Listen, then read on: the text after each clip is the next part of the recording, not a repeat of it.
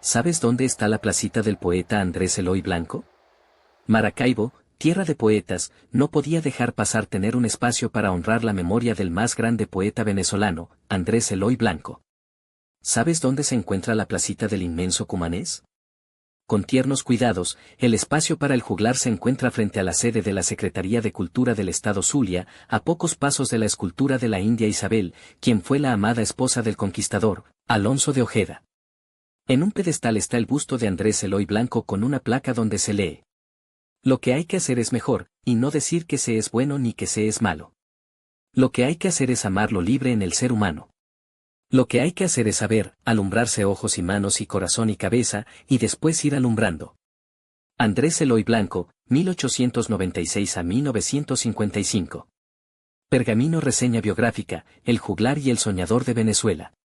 Andrés Eloy Blanco Meaño nació en Cumaná, Estado Sucre, en 1896, una tierra que le regaló el rumor del mar Caribe y la brisa salada que impregnó su poesía.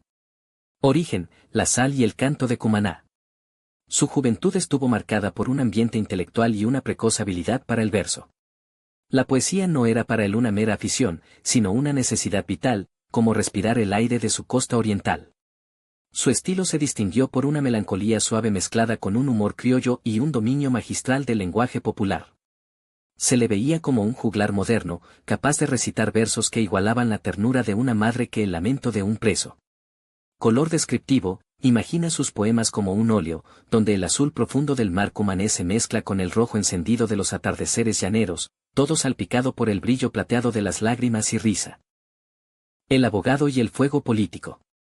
Aunque su corazón latía al ritmo del pentagrama poético, su mente se dedicó al derecho.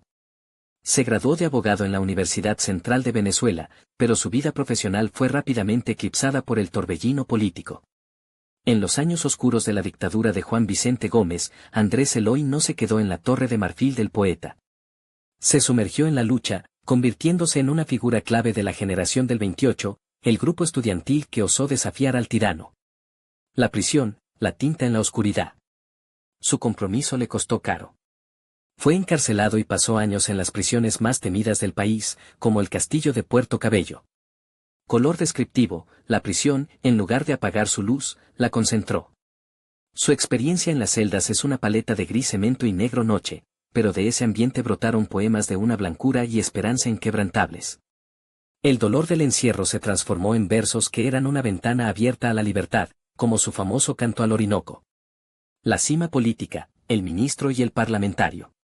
Con la caída de la dictadura, Andrés Eloy Blanco escaló a la cima del poder democrático.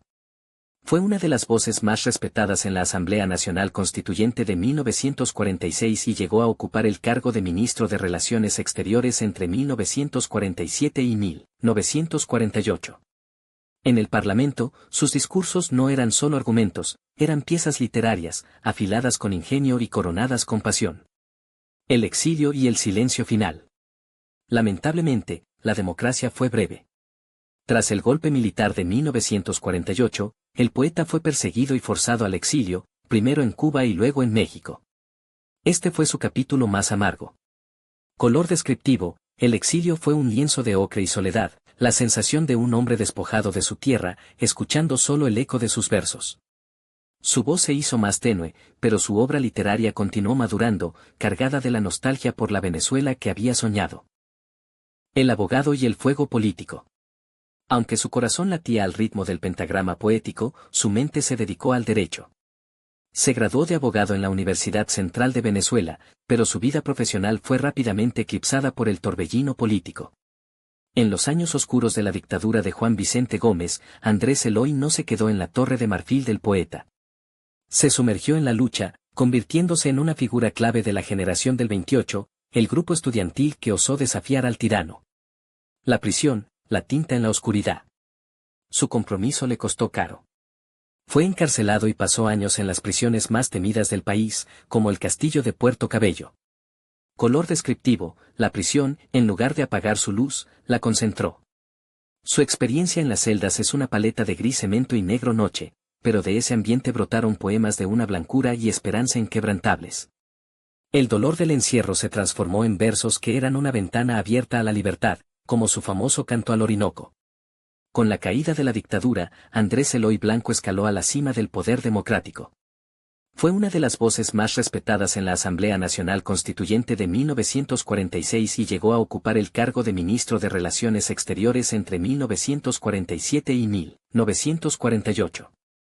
En el Parlamento, sus discursos no eran solo argumentos, eran piezas literarias, afiladas con ingenio y coronadas con pasión. Lamentablemente, la democracia fue breve. Tras el golpe militar de 1948, el poeta fue perseguido y forzado al exilio, primero en Cuba y luego en México. Este fue su capítulo más amargo. Color descriptivo: el exilio fue un lienzo de ocre y soledad, la sensación de un hombre despojado de su tierra, escuchando solo el eco de sus versos. Su voz se hizo más tenue, pero su obra literaria continuó madurando, cargada de la nostalgia por la Venezuela que había soñado. Andrés Eloy Blanco falleció en Ciudad de México en 1955, sin haber podido regresar a su amada patria.